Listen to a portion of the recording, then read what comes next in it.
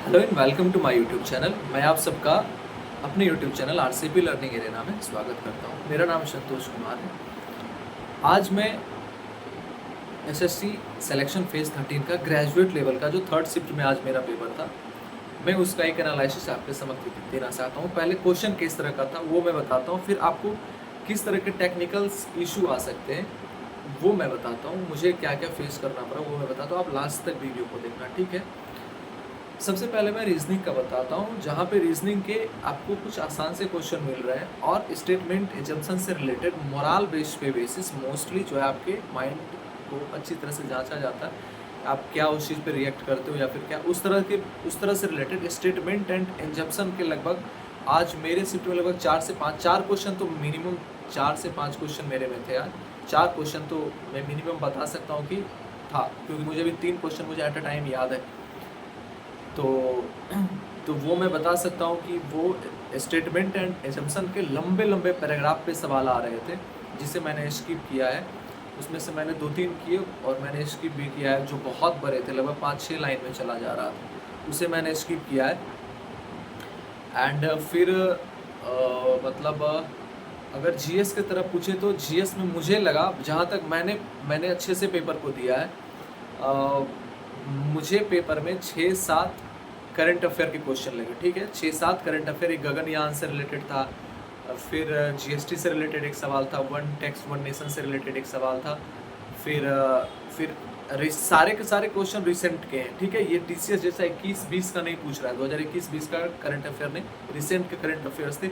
एक पद्मश्री से related question था और फिर 2-3 सवाल जो करंट अफेयर्स के थे वो स्टेटमेंट एंड एजर्सन करके थे। वो थे लगभग, मुझे लग रहा है कि 6 to 7 जीएस के क्वेश्चन स्टेटमेंट बेसिस भी थे, जिसमें से करंट अफेयर के क्वेश्चन हमको लगता है 7 क्वेश्चन तो मिनिमम था, 6 से 7 क्वेश्चन मिनिमम था, ठीक है। हिस्ट्री के 2 क्वेश्चन, ज्योग्राफी के 2 क्वेश्चन थे, 1 से 2 क्वेश्चन स्टैटिस्टिक्स के थे, और साइंस के 2 क्वेश्चन थे, 2 क्वेश्चन। एक तो था मतलब कुछ विंड था, विंड इंटेंसिटी, इस सारे का इंस्ट्रूमेंट का यूज किया जाता है, उससे मैच करने को दिया गया था। पॉलिटी से 1 से 2 सवाल था, तो इसी बेसिस करके सवाल था, और सवाल में थोड़े स्टेटमेंट बेसिस क्वेश्चन पूछा जा रहा था, जो कि कहीं ना कहीं तंग कर रहा था क्वेश्चन को सॉल्व करने में, ठीक है। और मैं मैथ्स और रीजनिंग के मैथ्स और इंग्लिश के मैं आपको अभी बताता हूँ इसके एनालिसिस में। उससे पहले बताने की कोशिश करता हूँ कि आपको इन सारी चीज़ों को कुछ आपको एग्ज़ाम के दौरान और कुछ एग्ज़ाम से पहले और कुछ एग्ज़ाम के बाद भी आपको चीज़ें झेलने को पड़ेगी। एग्ज़ाम से पहले कुछ चीज़ें झेलने को पड़ेगी, इनके जैसे लगता है कि बहुत ही एमेच्योर टाइप के स्टाफ्स को आपको झेलना पड़ेगा, जहाँ पर स्टाफ्स आपको ऐसे रिएक्ट कर रहे हैं लाइक वो आपको भेड़ बकरी की तरफ समझ रहे हैं, ठीक है ना, ऐसे बिहेव करते हैं। एंड ना किसी तरह का मतलब before the examination after the examination ना किसी तरह का डिसिप्लिन दिख रहा है हॉल के अंदर में, ठीक है, किसी भी तरह का नहीं। यूँ लग रहा है से मछली बाजार में बैठे हुए, ऐसे फील आता है before the exam and after the exam, ठीक है, जो कि कहीं ना कहीं मुझे लगता है कि ये सही चीज़ नहीं है। और माउस, सबसे बड़ा तो वो माउस, भाई मेरा 6-7 मिनट खा गया है माउस, ठीक है। 6-7 मिनट, जहाँ पर मैंने मतलब आज तक का मैंने सबसे वर्स्ट अटैम्प्ट मैंने आज किया है, जो कि माउस के कारण। अगर माउस बेहतर होता, अगर मैं इसी क्वेश्चन को टीसीएस के सेंटर में दे रहा होता, तो कहीं आज से सॉल्व किए हुए सवाल से 15-16 क्वेश्चन और मैं करता, ठीक है। मैं इसलिए मैं माउस का बता रहा हूँ कि माउस बहुत ही बकवास था, बहुत ही बकवास। और इनके इंटरफेस पता नहीं कहाँ से इंटरफेस उठा के लाए यार, ये चाइनीज़ माल लगता है मुझे देख के, जहाँ पे आप केवल एक सर्कल के अंदर ही आपको लेके जाना है। भाई इतना ज़्यादा मत करो, सीधा सिंपल क्वेश्चन टफ कर रहे हो, दैट्स इट। आप इतना कॉम्प्लिकेटेड इनके इंटरफेस को बना रहे हो, कहीं ना कहीं बच्चा को वो बहुत तंग कर रहा है। आपको एकदम से सर्कल में ही जाके हिट करना है, तभी हो रहा है, और वो भी पता नहीं 3-4 बार क्लिक करने के बाद हिट हो रहा है। और उसके बाद क्या, फिर जब नेक्स्ट में आप सेव एंड लेट सेव करने के लिए जा रहे हो, तो सेव भी एक बार में नहीं हो रहा है, सेव भी 3-4-5 बार क्लिक कर रहे हो तब हो रहा है। एंड फिर किसी सवाल को आप मार्क फॉर रिव्यू कर दिए हो, तो मार्क फॉर रिव्यू करने के बाद केवल आपको छोड़ना नहीं है। पहले टीसीएस में क्या होता था कि आप सवाल को मार्क फॉर द रिव्यू कर रहे हो, तो मार्क फॉर रिव्यू के बाद वो नेक्स्ट ऑटोमेटिक हो जाता था। आपको मार्क फॉर रिव्यू करने के बाद आपको खुद से नेक्स्ट क्लिक करके जाना है, ठीक है। आप नेक्स्ट क्लिक करोगे तो फिर जाओगे, और फिर जब कभी मार्क फॉर रिव्यू वाले क्वेश्चन को फिर से वापस आके सॉल्व करोगे तो सॉल्व करने के बाद आपको सवाल को ऊपर जाके अनमार्क करना पड़ेगा, फिर सेव करना पड़ेगा, ठीक है। तो ये सारी दिक्कतें, ये सारे लोचा इन चीज़ों में आ रहा है, ठीक है। मैं जो चीज़ें हैं मैं जेन्युइन बता रहा हूँ, जो मैंने खुद में फेस किया, क्योंकि मेरा आज तक का सबसे वर्स्ट अटैम्प्ट रहा है, ठीक है। मैं बहुत ही ज़्यादा गुस्सा हूँ नए वेंडर के ये इंटरफेस से, इनके माउस के प्रॉब्लम से बहुत ही ज़्यादा, ठीक है। बहुत ज़्यादा गुस्सा है मेरे अंदर इस चीज़ को लेकर, नाराज़गी बहुत भरी हुई है। और इसके बाद अब मैं बताता हूँ मैथ्स के क्वेश्चन कैसे थे।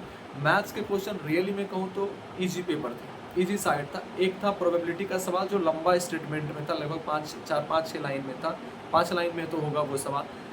फिर 2 सवाल स्टेट्स के सवाल थे, ईजी थे, डुएबल थे, वो किया जा सकता था। और मैथ्स के सवाल अगर मैं और किस साइड में अगर आपको कहूँ, मैथ्स के टाइम एंड वर्क के सवाल ईजी पूछे गए थे, अलजेब्रा के ईजी क्वेश्चन। मैथ्स अगर ओवरऑल मैं कहूँ, अगर नॉर्मल सिचुएशन में मैं एग्ज़ाम दे रहा होता, टीसीएस वाले सेंटर पे दे रहा होता, तो मैं मैथ्स के ईजिली मैं 21-22 सवाल मैं कर सकता था, ठीक है। 21-22 सवाल मैं कर सकता था। मैं 2 ही 3 सवाल छोड़ता मैं, ठीक है। वो एक प्रोबेबिलिटी वाला सवाल छोड़ देता क्योंकि स्टेटमेंट बहुत लंबा स्टेटमेंट था, वो मैं छोड़ देता। एंड मैथ्स के ईजिली हो जाते, आपसे भी हो जाते। और फिर मैं इंग्लिश का बताता हूँ। इंग्लिश के पैसेज अच्छे पैसेज थे, पैसेज बहुत ही अच्छे थे। 5 में से मैं 3 ही कर पाया हूँ। मैं जल्दी पैसेज के सवाल को छोड़ता नहीं हूँ, बट पैसेज के मैं 3 ही सवाल कर पाया हूँ। 2 मेरे को हिट नहीं कर रहे थे क्योंकि मैं उन्हें बाद में कर रहा था। तो बाद में कर रहा था, टाइमर एकदम से नज़दीक आ गया था, हो नहीं वो। और फिर PQRS जो जम्बलिंग होता है, आपको सजाना होता है, राइट जम्बलिंग, तो वो 4 के लगभग क्वेश्चन थे। और एंटो साइनोनिम्स दोनों मिला के लगभग 5-6 सवाल एंटो और साइनो मिला के होंगे जो डुएबल थे। आप कर सकते हो, अगर आप प्रीवियस ईयर पढ़े हो तो कर सकते हो। एक इंसेसेंट वर्ड का साइनोनिम्स पूछा था, ये याद है मुझे। 1 वर्ड सब्स्टिट्यूशन 2 से 3 OWS थे। 1 या 2 सवाल IP के थे, इडियम्स एंड फ्रेज के थे। और वॉइस एंड नरेशन दोनों मिला के 6 से 7 सवाल थे। वॉइस एंड नरेशन के 6 से 7 सवाल थे, ठीक है। शायद टोटल हमको लगता है 25 पूरा हो गया होगा ना, 6-7 सवाल थे। और हार्ड नहीं थे, मतलब पैसिव वॉइस, एक्टिव वॉइस और नरेशन हार्ड नहीं थे। सेंटेंस बहुत बड़ा था जिसे पढ़ने में आपको समय देना पड़ रहा था। आफ्टर दैट फिर ऑप्शन को खोजने में भी थोड़ा आपको समय देना पड़ रहा था, ठीक है। तो मुझे ऐसा लग रहा था कि कहीं ना कहीं माउस ग्लिच और टेक्निकल इशू और इंटरफेस कहीं ना कहीं बहुत ज़्यादा मैटर कर रहा है, जिसके कारण ये आ रहा। और जीएस में जो वो स्टेटमेंट बेसिस सवाल कह रहे हैं ना सब कोई, वो आप कर सकते हो अगर, लेकिन उसके लिए ना आपको डीप नॉलेज होना चाहिए। जैसे अगर आप पहले पढ़ लेते थे कि हाँ कि ये मतलब सपोज दैट अगर मैं एक एग्जांपल पूछ दूँ, सॉरी अगर मैं एक एग्जांपल कह दूँ कि मतलब कुछ सवाल लाइक जैसे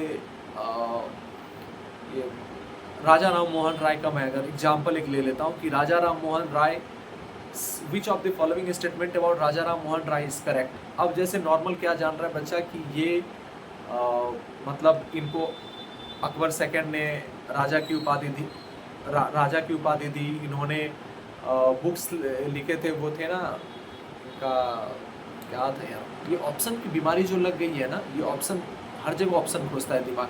तो राजा राम मोहन राय के बारे में 3-4 ऐसे स्टेटमेंट दे दिए जाएंगे जो आपके नॉर्मल जो आप पढ़े हो, हाँ मिरातुल अखबार इनका था, ये सारे बुक्स के अलावा कुछ ऐसे चीज़ें दे रहे हैं ना आपके नॉलेज से बाहर है, जिसके लिए आपको डीप में जाना पड़ेगा। ज्योग्राफी के 2 सवाल थे, एक सवाल मैंने किया, एक सवाल को मैंने छोड़ा, बिकॉज उसका जो एक सवाल था ना, वो एक वर्ड जो था ना सवाल के अंदर, वही मुझे पता नहीं चल रहा था। मैं पूरे सवाल को समझ रहा था, बट वो एक वर्ड था ना, वो पूरे सवाल को कंस्ट्रक्ट कर रहा था, वो उसको मैंने स्किप किया। तो जीके के ऐसे क्वेश्चन आ रहे हैं जहाँ पे करंट अफेयर भी आपके रिसेंट से आपको पढ़ना पड़ेगा, लेकिन डीप में पढ़ना पड़ेगा, ठीक है। Current affair, history, geography deep में घुसना पड़ेगा। पॉलिटी के मैच करने के लिए एक सवाल था जहाँ पे आर्टिकल को मैच करना था, वो मैंने कर दिया, ईजी था वो। मतलब जीएस एक ऐसा पोर्शन बन गया था, आप कह सकते हो SSC, railway, banking, PCS, UPSC सब का खिचड़ी बना के आपके सामने पेश कर दे, लो करो। ऐसे इन्होंने किया था पेपर को टफ बनाने का। तो कहीं ना कहीं मुझे लगा कि इतना होने के बावजूद भी मैं अच्छे खासे, जितना मैंने किया है, मैंने 67 क्वेश्चन अटैम्प्ट किया है, जहाँ पे मैं अगर नहीं होता वो चीज़ें, ग्लीसेस नहीं आते, माउस नहीं आते, जो मैंने मार्क फॉर रिव्यू बाद के लिए किया था वो नहीं हो पा रहा था, जस्ट बिकॉज ऑफ माउस के कारण नहीं कर पा रहा था मैं। एकदम से माउस बहुत ज़्यादा ग्लिचिंग हो रहा था, कहीं पे रुक जा रहा है तो माउस रुका हुआ ही है, उसको एकदम ऐसे ऐसे कर रहे हैं फिर भी नहीं हो रहा है, फिर मतलब पता नहीं, और अचानक से फिर इधर से मतलब बहुत तंग कर रहा था माउस कहीं ना कहीं। वो औरत वाला एक वीडियो वायरल हुआ था ना, बिहार की जो एक बीपीएससी टीचर की, आ, हाँ मेरे को ना बहुत तंग किया ये, जिसमें पता नहीं ये तीर कभी उड़ के उधर चला जा रहा था, कभी उड़ के इस कोना में, बहुत तंग किया तीर पकड़ के लाने में। तो कुछ ऐसा ही फीलिंग आ रहा था हम लोगों को आज एग्जाम हॉल में कि माउस बहुत तंग कर रहा था स्टूडेंट को, मतलब बहुत ज़्यादा। तो मैं कहीं ना कहीं नेक्स्ट एग्ज़ाम वाले, नेक्स्ट शिफ्ट वालों को मैं यही कहूँगा कि you have to be prepared for all this drawbacks of this new vendor.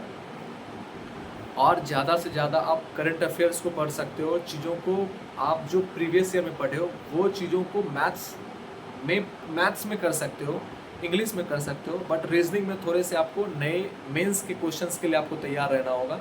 GS में फिर आपको थोड़े से स्टेटमेंट बेस्ड क्वेश्चन के लिए आपको तैयार रहना होगा, ठीक है। तो ये था मेरा आज का एनालिसिस, जो कि मैं आने वाले शिफ्ट में बच्चों को दिक्कत ना हो उस चीज़ के लिए मैंने बताया है। होप सो आपको वीडियो अच्छा लगा होगा। आपको अगर वीडियो अच्छा लगा है तो आप भी थम्स अप करके बताना, अगर जिनका हो गया वो आप बताना कमेंट में कि आपने कितना अटैम्प्ट किया, और जिनका आने वाले शिफ्ट में है उनके लिए ऑल द बेस्ट, आप भी अच्छे से देना, ठीक है। वो कमेंट में करना कि आपका कब एग्ज़ाम है। आने वाले शिफ्ट वाले एग्ज़ाम बच्चों के लिए आपको ऑल द बेस्ट है दोस्त, अच्छे से एग्ज़ाम देना, बस थोड़ा सा माउस पे हैंडल करना, ठीक है।